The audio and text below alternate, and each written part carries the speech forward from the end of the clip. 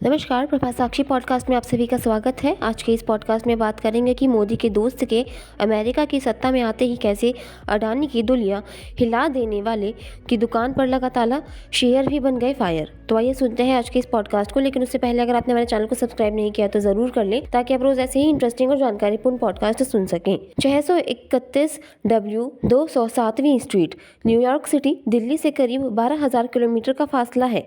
लेकिन जनवरी 2023 में इसी पते से आई एक रिपोर्ट ने दिल्ली का राजनीति पारा बढ़ा दिया था। लेकिन अमेरिका में राष्ट्रपति पद की शपथ लेने के 4 दिन पहले ही अडानी ग्रुप पर कई गंभीर आरोप लगा चुकी अमेरिका के short selling firm Hindenburg research की दुकान के बंद होने की खबर सामने आ गई।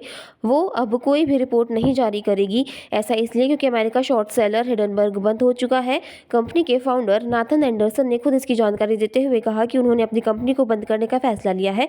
एंडरसन ने सोशल मीडिया ऐप एक्स पर यह ऐलान किया है। उन्होंने लिखा कि हमारी योजना थी कि हम जिन विचारों पर काम कर रहे हैं उन्हें पूरा करने के बाद कंपनी को बंद कर दिया जाए। वो दिन आज आ गया है। हिडनबर्ग के फाउंडर ने क्या कहा? कंपनी के फाउंडर ने कहा कि जैसा कि मैंने पिछले साल के अंत से ही अपने परिवार, दोस्तों और अपने दल के साथ यह जानकारी साझा की थी कि मैंने हिंडनबर्ग रिसर्च को बंद करने का निर्णय लिया है।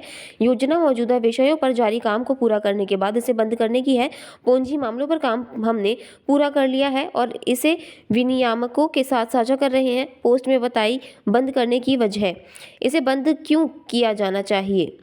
खास वजह नहीं है, कोई खतरा नहीं है, कोई स्वास्थ्य समस्या नहीं और कोई व्यक्तिगत समस्या नहीं है। किसी ने एक बार मुझसे कहा था कि निश्चित बिंदु पर एक सफल करियर एक स्वार्थी कार्य बन जाता है। शुरू में मुझे लगा कि मुझे खुद को कुछ चीज़ों साबित करने की ज़रूरत है। अब मुझे खुद के लिए कुछ सुकून चाहिए। वॉल स्ट्रीट जर्नल को दिए एक साक्षात्कार में एंडरसन ने कहा कि वह अपने शौक पूरे करने, यात्रा करने और अपने मंगेतर तथा उनके बच्चों के साथ समय बिताने के लिए उत्साहित है। उन्होंने भविष्य के लिए पर्याप्त धन जोड़ लिया है। वह अपने पैसों को कम तनाव वाले निवेशों में लगाने की योजना बना रहे हैं। ट्रंप के शपथ से पहले बड़ा घटनाक्रम। अमेरिका के राष्ट्रपति जो बाइडेन के 4 साल के कार्यकाल का अंत हो रहा है और 20 जनवरी को अमेरिका के 47वें राष्ट्रपति के रूप में डोनाल्ड ट्रंप शपथ ग्रहण करने जा रहे हैं। अमेरिका में सदन की न्यायिक समिति के सदस्य रीप लांस गुडेन के अमेरिकी न्याय मंत्रालय से उद्योगपति गौतम अडानी और उनके समूह की कंपनियों के खिलाफ बाइडेन प्रशासन में चलाए गए चुनिंदा अभियोजन के संबंध में सभी रिकॉर्ड सुरक्षित रखने का अनुरोध करने के कुछ दिन बाद एंडरसन ने कंपनी को बंद करने की घोषणा की है। 16 कंपनियों को कर चुकी है टारगेट। बीते साल जनवरी में हिडनबर्ग ने अडानी समूह के खिलाफ एक रिसर्च पेपर जारी किया था, जिसके बाद अडानी समूह को काफी नुकसान झेलना पड़ा था। हिडनबर्ग रिसर्च पेपर में अडानी समूह के अपने स्टॉक के प्राइसों में छेड़छाड़ करने का आरोप लगाया था। 32,000 शब्दों की रिपोर्ट में दावा किया गया था कि ये समूह देशों के शेयर की हेरफेर और अकाउंट से धोखाधड़ी शामिल है। हालांकि अडानी समूह ने इन रिपोर्ट को सिरे से खारिज कर दिया था। बता दें कि 2017 में नाथन एंडरसन के हाथों शुरू हुई हिडनबर्ग रिसर्च एक फाइनेंशियल रिसर्च फर्म है जो इक्विटी, क्रेडिट और डेरिवेटिव्स की एनालिसिस की उस्ताद मानी जाती है। यह शॉर्ट सेलिंग फर्म कंपनियों में गड़बड़ी का पता लगाने की फिराक में रहती है। यह ऐसी कंपनियों के शेयरों में शॉर्ट सेलिंग का दाव लगाती है। शॉर्ट सेलिंग से प्रॉफिट कमाने के लोग दरअसल ऐसे शेयर बेचते हैं जो असल में उनके नहीं होते। ये शेयर उधार लिए गए होते हैं।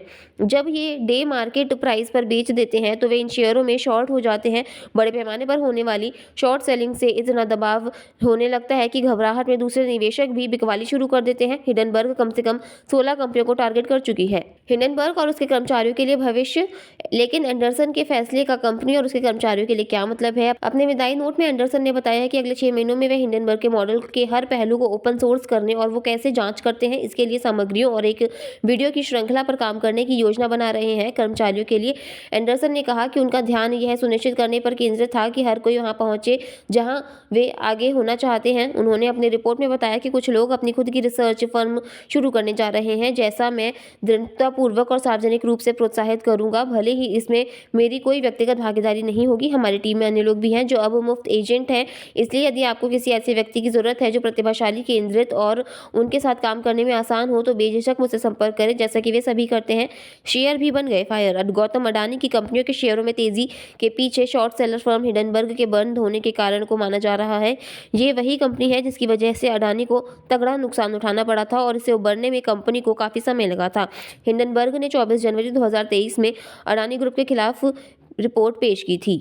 आज के लिए इतना ही। अगले पॉडकास्ट में किसी और मुद्दे पर देंगे आपको विस्तृत जानकारी। तब तक के लिए जुड़े रहें प्रभा साक्षी के साथ।